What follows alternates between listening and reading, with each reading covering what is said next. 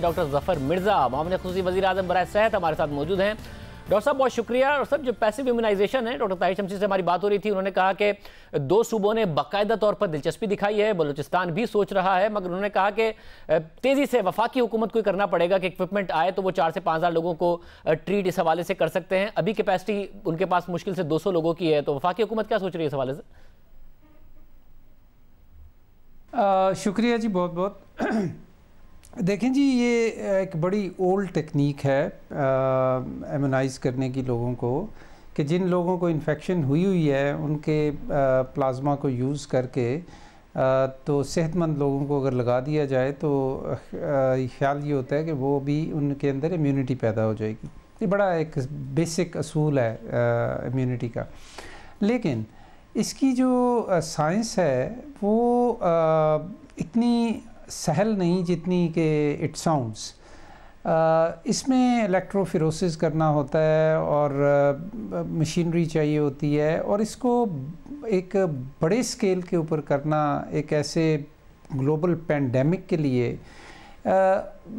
वो स्केल इससे अचीव नहीं किया जा सकता। लेकिन यकीनन ये एक तरीका है इस सिलसिले में। सीडीसी इसके ऊपर कुछ रिसर्च कर रहा है, हम भी इसके ऊपर सोच रहे हैं। लेकिन ये एक अगर इसे ये अगर हम देखना चाहें कि ये एक नेशनल लेवल के ऊपर ये एक बहुत कोई तीर बहदफ नुस्खा हमारे हाथ में आ जाएगा और से सब कुछ ठीक हो जाएगा, तो ये सही अप्रोच नहीं होगी इसके लिए। ये बड़ा कॉम्प्लिकेटेड प्रोसेस होता है जी। मतलब मगर डॉक्टर ताहिर शमसी ने तो कहा कि 4 से 5 हज़ार मरीजों को वो ठीक कर सकते हैं। पाकिस्तान के पास वेंटिलेटर कौन से हैं, वो भी नहीं है, दुनिया में मिल भी बहुत कम रहे हैं। तो अगर ये फौरी तौर पर अवेलेबल है इक्विपमेंट जिसके लिए कह रहे हैं, तो आप तेज़ी से सोच सकते हैं इस बारे में, जो भी आपका फैसला हो, बट तेज़ी से कर सकते हैं। जी, हम इस इम्कान को देख रहे हैं जी। मैं इस वक्त यही कह सकूँगा आपको, ये कि हम इतने ज़्यादा मरीज़ों को ये कर सकते हैं, लोगों को कर सकते हैं immune. I have my doubts. मगर आपके डाउट्स होंगे, मगर वफाकी हुकूमत मुसलसल सूबों से बहुत पीछे रही है। अब पंजाब हुकूमत ने इनसे रब्ता कर लिया, सिंध हुकूमत ने इनसे रब्ता कर लिया। आप कितना वक्त लेंगे इस हवाले से, आपके डाउट्स हैं उनको दूर करने के लिए, जो भी आपका फैसला उसके लिए? जी, हम देख रहे हैं जी, हम देख रहे हैं। कल हम इसके ऊपर एक्चुअली एक कंसल्टेशन कर रहे हैं आपस में, तो बिल्कुल it is on the cards. मतलब इस वक्त जो फ्रीक्वेंसी है, क्योंकि डॉक्टर साहब कह रहे हैं तेज़ी से जा रहा है, हमें ज़रूरत पड़ेगी, आपको क्या लग रहा है स्पेन इटली में जो वबा की तरह अचानक हो गया, पाकिस्तान में आपको लग रहा है कि कर्टेल हो रहा है, उस तरफ नहीं जाएगा मामला? देखें जी, 2 तरीके हैं आपके सवाल का जवाब देने के लिए। अगर तो हम प्रोजेक्शंस पे जाएं, उन प्रोजेक्शंस पे कि जो प्रेडिक्टिव मॉडलिंग के तहत फिगर्स आते हैं सामने, तो वो तो बहुत बड़े फिगर्स हैं।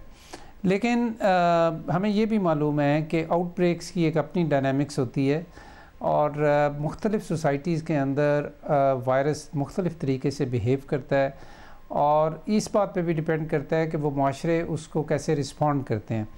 मैं ये समझता हूँ एक पब्लिक हेल्थ के स्टूडेंट के तौर पे कि हमने अपने तनाजुर में वक्त पे चीज़ें शुरू की, आहिस्ता आहिस्ता उनको बिल्ड किया, और मैं ये समझता हूँ कि रुख हमारी पॉलिसीज़ का शुरू से बिल्कुल दुरुस्त सिमत में था। और यहाँ पे 2-3 ऐसे अवामिल हैं कि जिनको आप नज़रअंदाज नहीं कर सकते। एक तो है यहाँ की डेमोग्राफी। देखें, इटली के साथ हम पाकिस्तान को कंपेयर नहीं कर सकते। इटली में 60 साल की उम्र से ज़्यादा लोगों का तनासब, गालिबन 27% आबादी उनकी 60 साल की उम्र से ज़्यादा है। पाकिस्तान में ये तनासब सिर्फ 4.2 है।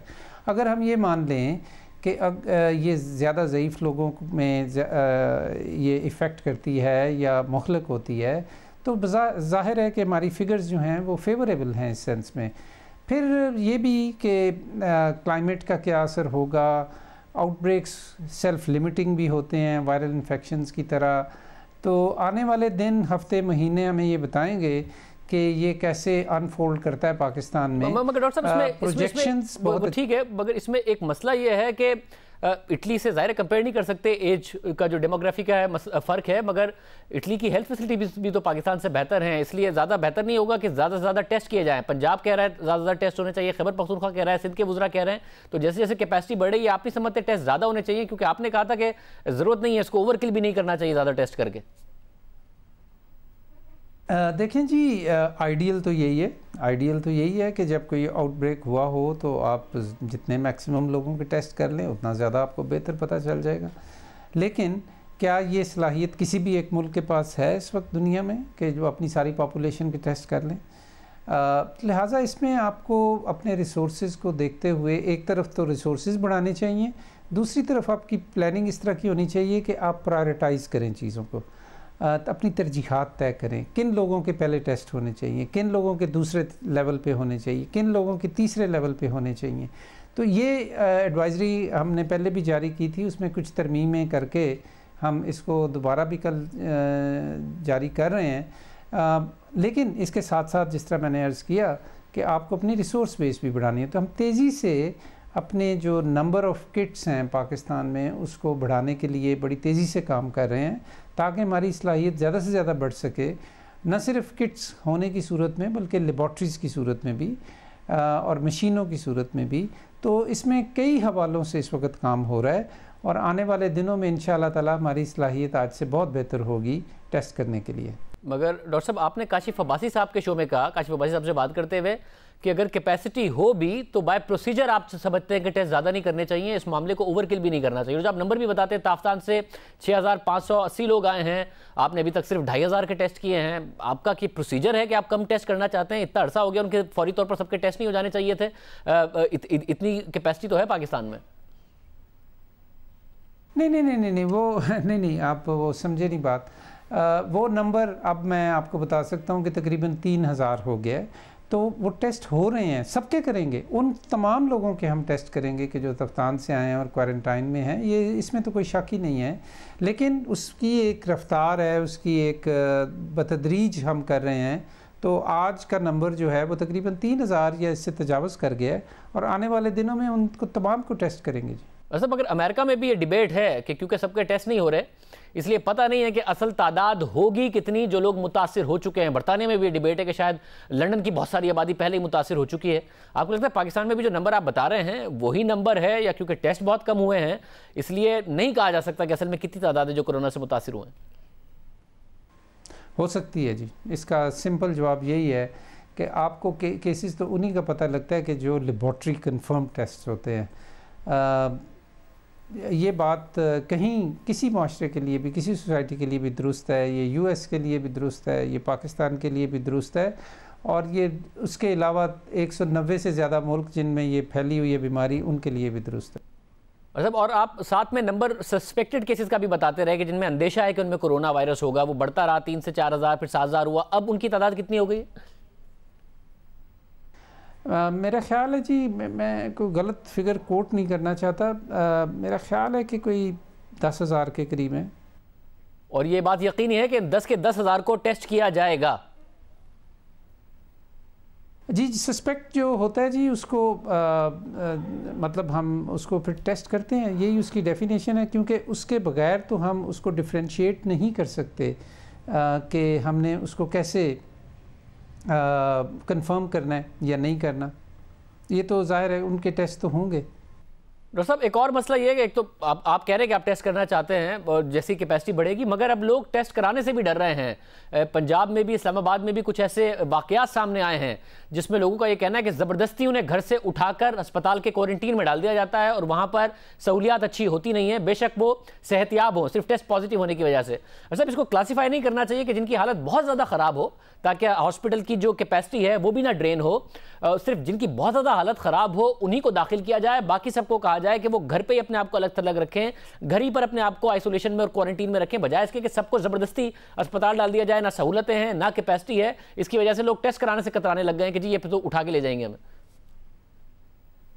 جی یہ مطلب ہمیں بھی ہمارے علم میں بھی یہ بات ہے، اور آنے والے دنوں میں ہم home isolation even for positive patients home isolation کی پالیسی اپنانی پڑے گی، بعض کہیں ہو بھی رہی ہے، لیکن اس کے لیے جو تمام آپ کی ہدایات ہیں، گائیڈ لائنس ہیں، ان کے اوپر کام ہو رہا ہے، اور یہ چیز ہم اب پروموٹ کریں گے آنے والے وقت میں۔